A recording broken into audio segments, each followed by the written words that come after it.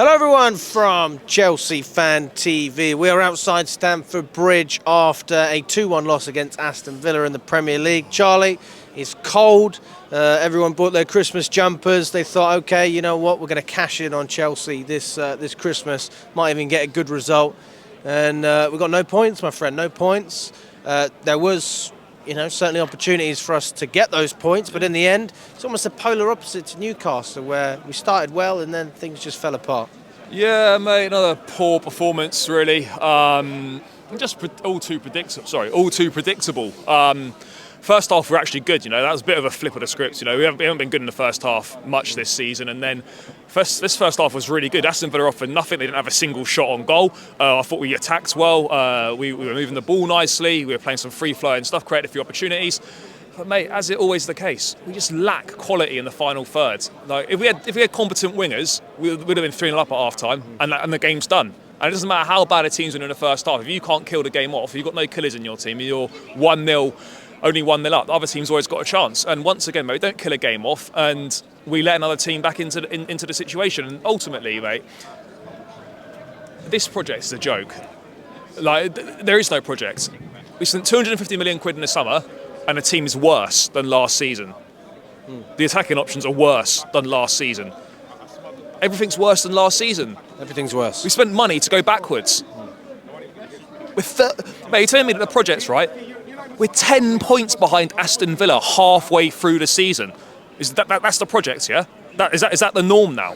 We're 5th place with 3 points behind Liverpool, 10 points behind Aston Villa. I think we're level on points with Man United.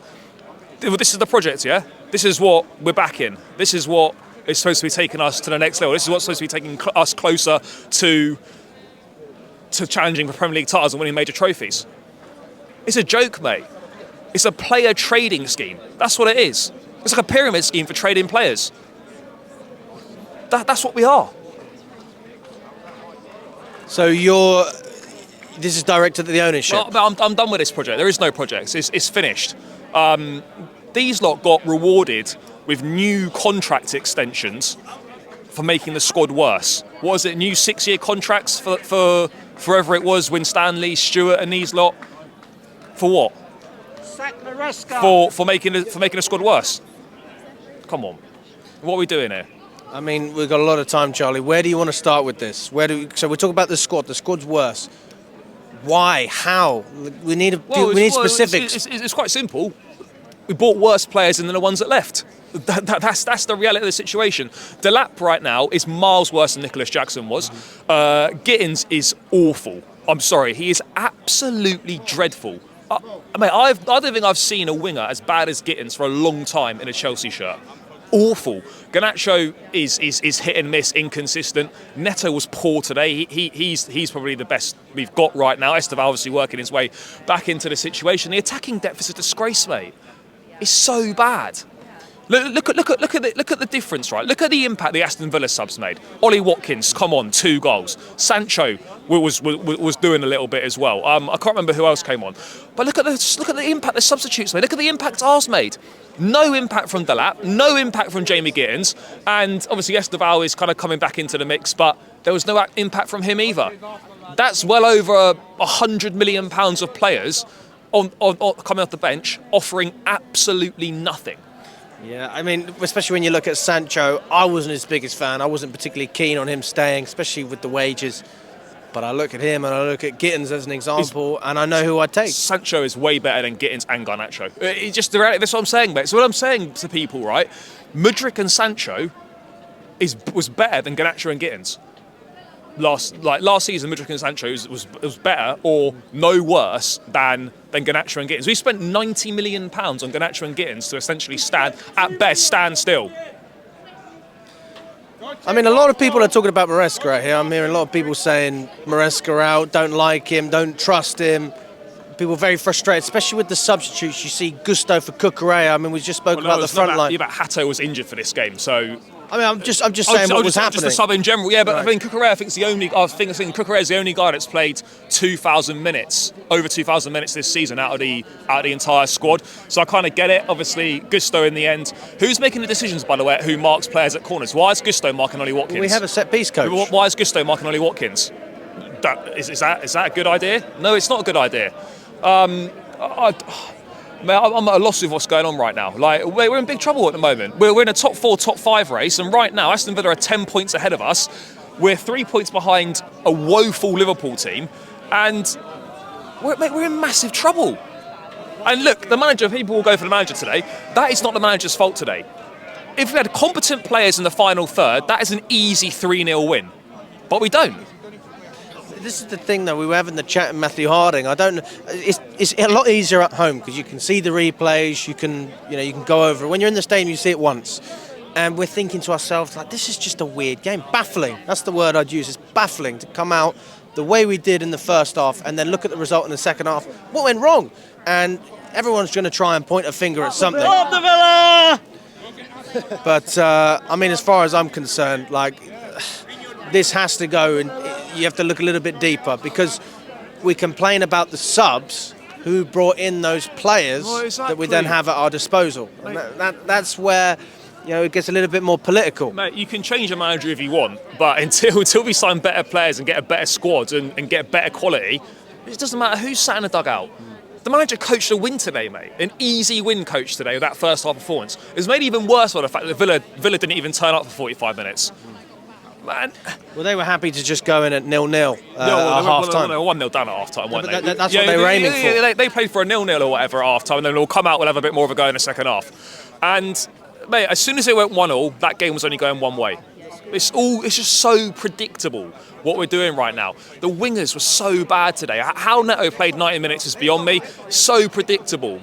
Crossing, terrible. Gittins coming on, terrible crossing. Garnacho, terrible crossing. Does Neto even look up when he's crossing the ball in? How many overhit crosses? How many crosses going to no one?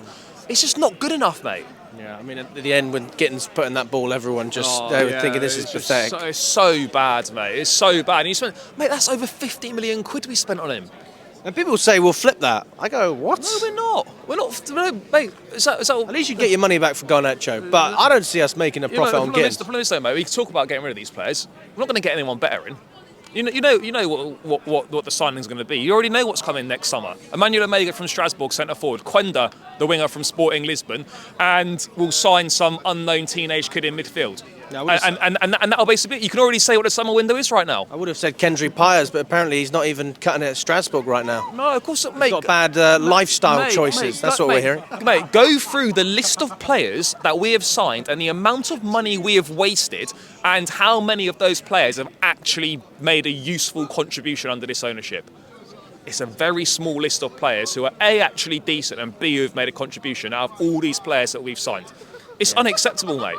And when is there going to be some accountability in the hierarchy above? When are questions going to be start asking about what these guys are doing? What questions do we need to ask? Why have you put together a squad that is nowhere near good enough to compete where we need to compete? That is the ultimate question, mate. Why have we spent so much money on a squad that is nowhere near the level to compete for a Premier League title, and right now is struggling to compete to finish in the top 4, top 5? How is that possible with the investment over the last 2-3 years under this ownership that we've put together a squad that isn't even good enough to compete that is struggling to compete for top 4, top 5? Mate, we're going to the final day of the season to get Champions League football, and it looks like we're going to be doing that again this year. How is that progress? That's the thing. Ultimately, I'm trying to look at it as level-headed as I can, which is, right, let's look at it at the end of the season, but you've always got those waves. And it feels like today is the first genuine point of this season, which is similar to last season when we were standing outside in Brighton. We're getting to that point. Now, you may agree with that, you may disagree with that, but ultimately, as fans, we can only react to what we're watching, and we can only judge that based on everything else that surrounded the club with the transfers, etc. But I mean, it is a strange result. But I mean, to give Villa some credit, and maybe we should do that. This is their 11th win in a row. 11 wins in a row, mate. And look how well coached they are as a team. Look, they've spent far less money than us. They've got far less options than us, but they've just got way more quality than us. And look at the difference in their attacking depth coming on to what's coming on for us. Like, how is that allowed to happen? So you generally just think they have better players, better squads? I mean, they've got better players, better squad, And obviously they've got a better manager. Emery is one of the best managers, but this is not about the manager today. And I think in a bigger picture, it's not about the manager either, because until things change above, you can have whoever you want in the manager. If you're just giving a manager average squad, average players, there's a ceiling to what you can achieve. And what we're doing right now, this is the ceiling, 4th or 5th place. That's the ceiling with it. Where do you see us going from here? Well, at this rate... We've got Bournemouth next. Well, at this rate, though, we're going to be dropping further down the table. Bournemouth are shocking, by the way. Lost again today. Brentford done them 3-0. I think they haven't won a game in 9 or 10 now. So they'll probably win Tuesday night. No, mate, we have to win Tuesday night. Like, we've got to turn up, put a performance in, and actually do something. Because at the moment, mate, we're tumbling down the table. Yeah, if we lose against Bournemouth, then we've got problems, no, it doesn't matter. If you don't win, it's a massive problem. We have to win. Simple as that. And we're in big trouble, mate. We are in trouble at the moment. It's not a good feeling around the club. And you could see this coming from a mile off. You can talk about, there's a few highs, few good performances. Ultimately, mate, look at our performances across this season so far. Out of 19 games in the league, there's about, 3 or 4 good ones, if that? That's not sustainable, is it? Hey, man. It's not. Do you at least get a nice Christmas present or something? No, not really. That was good, wasn't it? Yeah. No, not really. Oh, fair enough. We're struggling then. We're struggling, mate. mate. Thanks, buddy. Nice one, bro. Thanks. Good to see you. How are we doing, mate?